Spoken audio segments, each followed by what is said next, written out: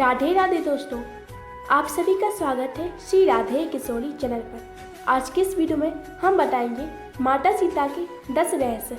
शायद ही आपने सुने होंगे। दोस्तों, इससे पहले मैं वीडियो शुरू करूं, अगर आप इस चैनल पर नए आए हो तो इस चैनल को सब्सक्राइब कर लीजिए। और अगर आप माता सीता को अपनी माँ मानते हैं, कमेंट सेक्शन में जय श्री सीता जरूर लिखिए। कौन है माता सीता के पिता? देवी सीता मिथिला के राजा जनक की ज्येष्ठ पुत्री थी, इसलिए उन्हें जानकी भी कहा जाता है। वाल्मीकि रामायण के अनुसार एक बार मिथिला में पड़े भयंकर सूखे से राजा जनक बेहद परेशान हो गए। तब इस समस्या से छुटकारा पाने के लिए उन्हें एक ऋषि ने यज्ञ करने और धरती पर हल चलाने का सुझाव दिया। और ऋषि के सुझाव पर राजा जनक ने यज्ञ करवाया और उसके बाद राजा जनक धरती जोतने लगे। तभी उन्हें धरती में से सोने की दलिया में मिट्टी में लिपटी हुई एक सुंदर कन्या मिली। उस कन्या को हाथों में लेकर राजा जनक ने उसे सीता नाम दिया और उसे अपनी पुत्री के रूप में अपना लिया। राम सीता का विवाह यदि मन में श्रेष्ठ के चयन की दृढ़ इच्छा हो तो निश्चित ही ऐसा ही होगा। सीता स्वयंवर में तो सिर्फ एक नाटक था। असल में सीता ने राम और राम ने सीता को पहले ही चुन लिया था। मार्गशीर्ष अघन मास की शुक्ल पक्ष की पंचमी को भगवान श्री राम तथा जनक पुत्री जानकी माता सीता का विवाह हुआ था।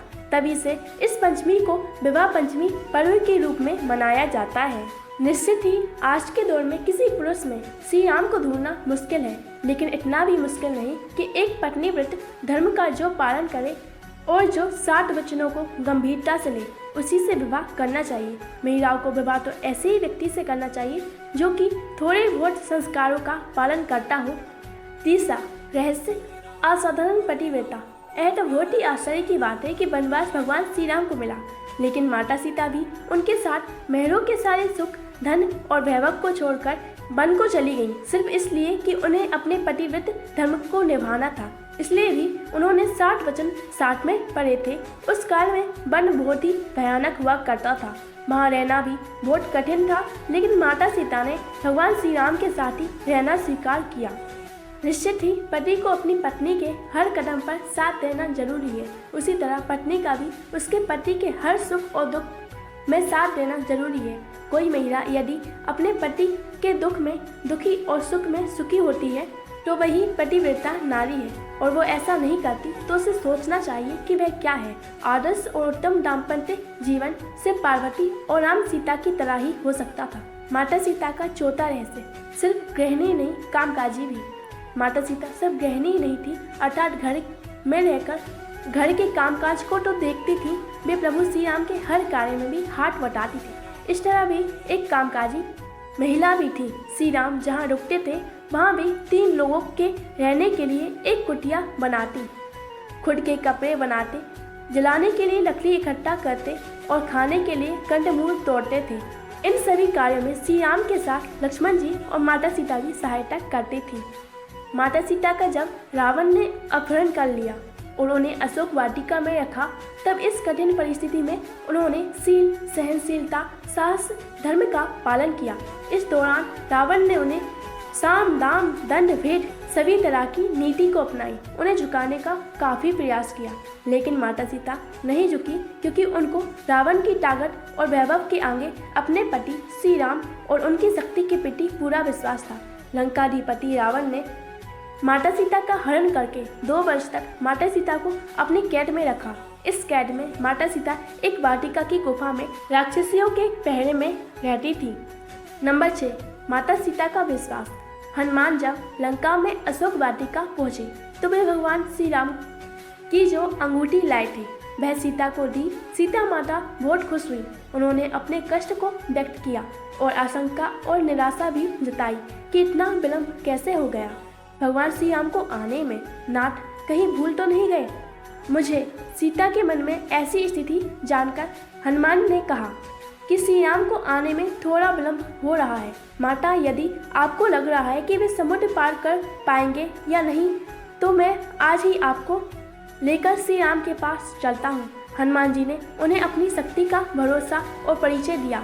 सीता हनुमान जी की शक्ति को देखकर समझ गई कि यह वानर एक क्षण में ही मुझे भगवान श्री राम के पास ले जा सकता है। इसके बाद भी सीता जी ने कहा, श्री राम के प्रति मेरा जो समर्पण है, जो संपूर्ण त्याग है, मेरी पतिव्रता का धर्म है, उसको ध्यान में रखकर मैं श्री राम के अतिरिक्त किसी अन्य का स्पर्श तक नहीं कर सकती। अब प्रभु यहाँ आए, रावण का वध करें, जो उसके लोग हैं उसको मारें और हमें लेकर जाएं। भगवान श्री राम ही मुझे मान मर्यादा के साथ लेकर जाएं, यही उचित होगा। नंबर 7, मायावी सीता। माना जाता है कि रण क्षेत्र में वानर सेना तथा राम लक्ष्मण में भय और निराशा फैलाने के लिए रावण के पुत्र मेघनाद ने अपनी शक्ति से एक मायावी सीता की रचना की, जो सीता के भांति ही नजर आ रही थी। मेघनाद ने उस मायावी सीता को अपने रथ के सामने बैठाकर युद्ध भूमि में घुमाना प्रारंभ किया। वानरों ने उसे सीता समझकर प्रहार नहीं किया। बाद में मेघनाद ने मायावी सीता के बालों को पकड़कर खींचा तथा सभी के सामने उसने उसके 2 टुकड़े कर दिए। यह दृश्य देखकर वानर सेना में निराशा फैल गई। सभी सोचने लगे कि जिस सीता माता के लिए युद्ध कर रहे हैं वे तो मारी गई हैं, अब युद्ध करने का क्या फायदा। भगवान श्री राम ने सीता की मृत्यु का समाचार सुना तो वो भी अचेत हो गए। चारों ओर फैला खून देखकर सब लोग शोकग्रस्त हो गए। यह देखकर मेघनाद निकुंभरा देवी के स्थान पर जाकर हवन करने लगा। जब प्रभु श्री राम की चेतना लौटी तो लक्ष्मण और हनुमान ने उन्हें अनेक प्रकार से समझाया तथा विभीषण ने कहा कि रावण कभी भी सीता को मारने की आज्ञा नहीं दे सकता, अतः यह निश्चय ही मेघनाद की माया का प्रदर्शन है। अब निश्चित रहिए, बाद में कुछ दिन युद्ध और चला, अंततः रावण भी मारा गया। नंबर 8वां रहस्य, माता सीता की अग्नि परीक्षा। माता सीता ने अग्नि परीक्षा दी या नहीं दी थी, यह सवाल अभी भी बना हुआ है। यह भी कहा जाता है कि उन्होंने अग्नि परीक्षा दी थी, लेकिन भगवान श्री राम ने माता सीता का त्याग नहीं किया था। जिस सीता के बिना भगवान श्री राम एक पल भी नहीं रह सकते और जिसके लिए उन्होंने सबसे बड़ा युद्ध किया हो, वे किसी व्यक्ति और समाज के कहने पर उन्हें कैसे छोड़ सकते हैं। भगवान श्री राम जब सीता को रावण के पास छुड़वाकर अयोध्या ले आए तो उनके राज अभिषेक के कुछ समय बाद मंत्रियों और दुर्मुख नामक एक गुप्तचर के मुंह से भगवान श्री राम ने जाना कि प्रजाजन माता सीता की पवित्रता के विषय में प्रश्न चिन्ह लगा रहे हैं, अतः माता सीता और भगवान श्री राम को लेकर अनेक मनमानी बातें बनाई जा रही हैं। उस वक्त सीता माता गर्भवती थी। राम और अन्य से सीता से कहा कि समाज में बातें बनाई जा रही हैं। सभी कहते हैं कि अग्नि परीक्षा देनी होगी। माना जाता है कि भगवान श्री राम समाज द्वारा संदेह किए जाने के कारण सीता ने गलानी, अपमान और दुख से विचलित होकर चिता तैयार करने की आज्ञा दी। सीता ने यह कहा, यदि मैंने मन वचन कर्म से सदैव भगवान श्री राम को स्मरण किया है तथा रावण जिस शरीर को उठाकर ले गया था वह अवश्य था, तब हे अग्निदेव मेरी रक्षा करें। और फिर माता सीता ने जलती हुई चिता में प्रवेश किया।